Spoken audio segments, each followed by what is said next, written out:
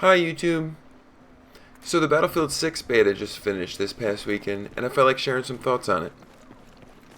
This beta felt like Battlefield 3 and 4, which is a really good thing in my opinion.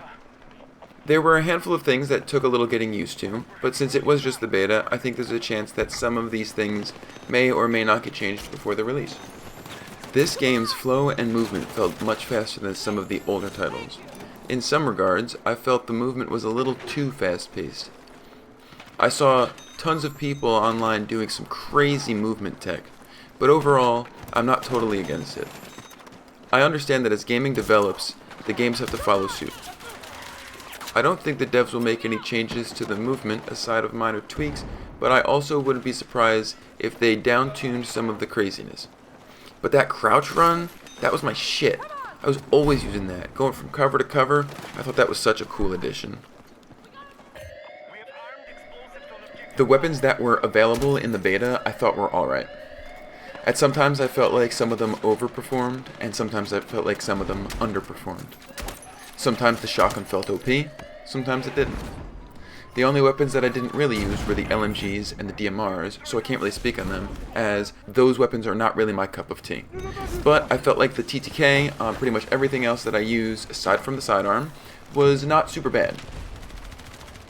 Once I got used to how each weapon functioned individually, like the recoil patterns and their accuracy, I felt like most of those weapons were alright.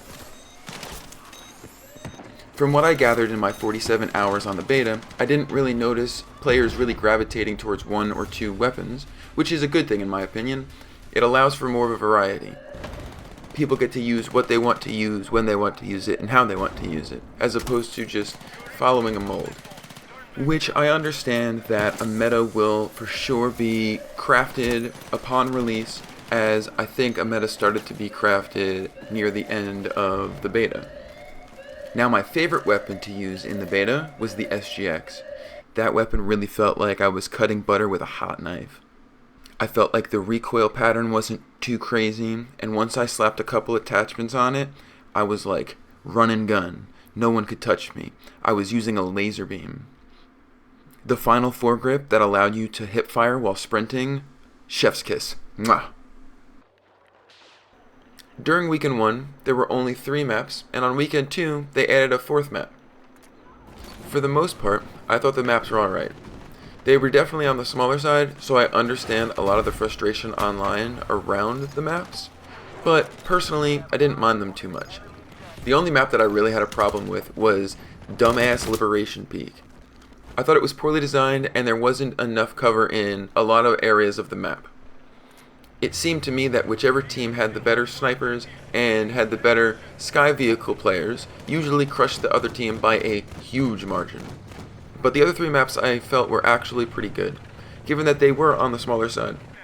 Aside from some minor bugs and glitches allowing people to get into places they weren't supposed to get, I thought the maps were pretty decent. The lanes weren't bad, I thought lines of sight weren't bad, I thought the structure of the maps weren't that bad. I am not a map designer, nor a game developer, so I don't have much input on things that they could do to improve these things, aside from vaguely saying that they should add a little cover here or there, or maybe patch out some weird and annoying bugs and glitches. Overall, I really enjoyed this beta. I loved coming back to a shooter that brought me back to my roots. And small additions like being able to drag your downed teammates to revive them was really cool. It helped bring in a degree of immersion that I have not seen in a long time or have yet to see in shooters such as this. Everyone seemed to really go crazy over this game, and that gets me excited for the full release in October. I'm super excited to see all of the stuff they add, the weapons, the maps, modes, and more. Now we all just have to wait oh so impatiently for the full release on October 10th. Alright boys, I appreciate y'all taking some time, checking out my video, and I hope I'll catch you on the battlefield.